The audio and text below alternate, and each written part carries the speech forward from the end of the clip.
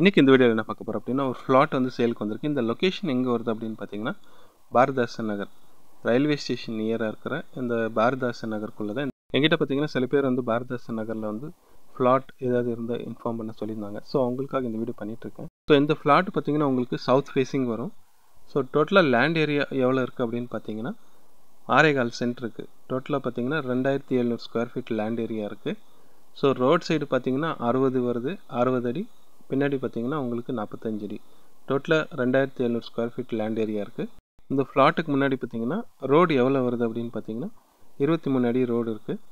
Drainage facilities இருக்குது. So இந்த flat பார்த்தீங்கன்னா டோட்டலாக வந்து சேல் பண்ண போகிறாங்க. இதில் வந்து பாதி வந்து அந்த மாதிரி டிவைட் பண்ணி தரமாட்டாங்க.